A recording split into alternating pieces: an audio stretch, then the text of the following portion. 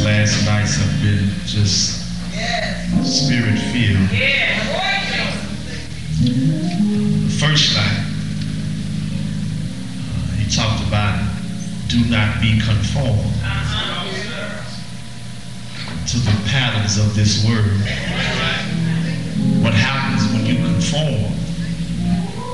The devil will conform you long enough, and then he exposes you. He exposes you. He leads you away from home.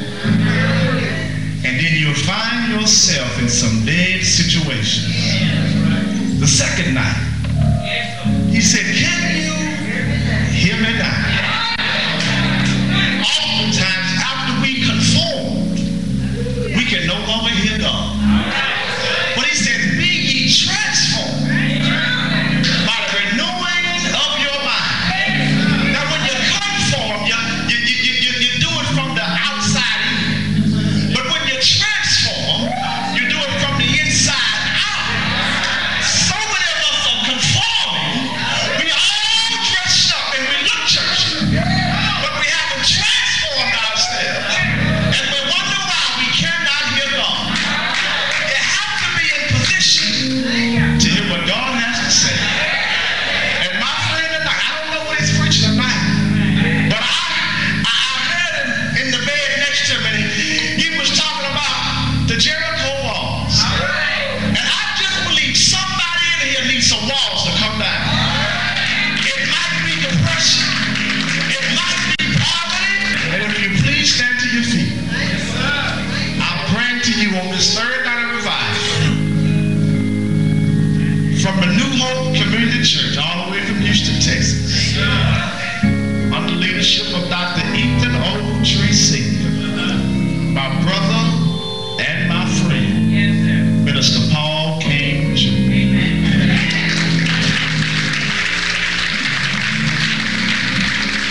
Come on and give the Lord a hand. Most of you have been here all 3 nights. You know what I mean when I say come on and give God a hand. Clap of praise. Come on and bless Jesus in this house. For truly God is worthy of the praise. From the rising of the sun to the setting of the same, God is worthy. Amen. Be seated in the presence of the Lord. Once more and again, I am extremely excited to be with you, my brothers and my sisters. Sad that this week of visitation between you and I is coming to an end, yet excited because God is going to do something up in this place on tonight. To God, who is the head of life, who's so wonderful, so awesome, who just is. I give all praise, all glory, and honor to Pastor Larry Price, president of this Fellowship of Ministers, this Interdenominational Ministries Alliance of Greenville, Texas. To all the other preachers, pastors, ministers, evangelists, carriers of the gospel that are here on tonight. To you, my brothers and my sisters in Christ, I greet you with the joy of Jesus, with the love of the Lord, and in the faith of the Father. And I declare that it is a good day, for it is the day that the Lord has made. We shall rejoice and be glad in it. Amen.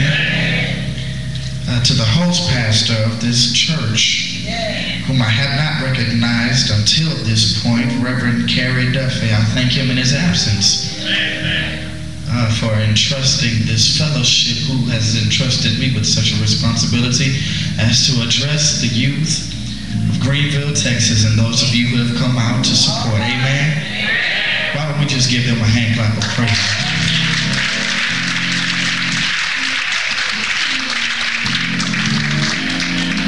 To this fine preacher here, who takes real good care of me and Reverend James, and to Mother Garrett. She cooked for us every time we come down here.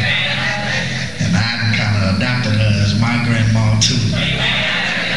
Whether she accepts me as her grandson or not. I'm not going to prolong the hour. We've had ministry so wonderfully presented up to this point. Amen? Amen. Why don't we just clap for all the youth ministries that have made presentations?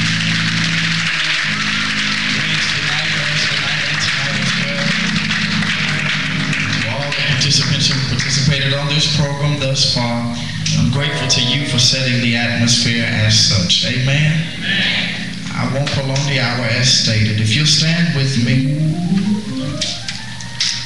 you'll find that there is yet another word for the citywide revival.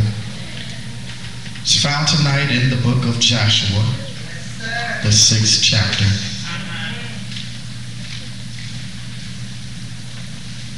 Joshua chapter 6. I'm reading tonight from the New American Standard Version.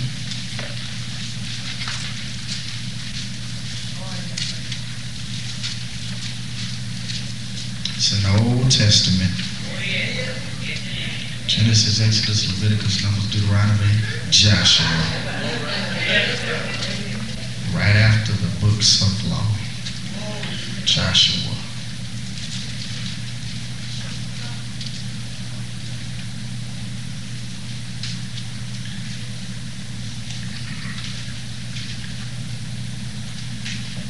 I don't mind waiting. I ain't going to take much time to preach, so we got a little time to get there. Amen.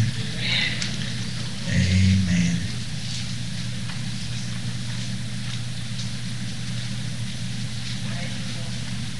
I'm going to read quite a bit on tonight, so I promise not to say too much.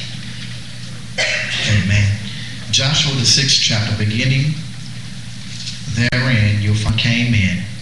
Then the Lord said to Joshua, see, I have given you Jericho into your hand, with its king and the valiant warriors. You shall march around the city, all the men of war circling the city once. You shall do for 6 days. Also 7 priests shall carry 7 trumpets of ram's horns before the ark.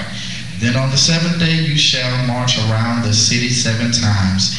The priests shall blow the trumpets. It shall be that when they make a long blast with the ram's horn, and when you hear the sound of the trumpet, all the people shall shout with a great shout, and the wall of the city will fall down flat, and the people will go up, every man straight ahead.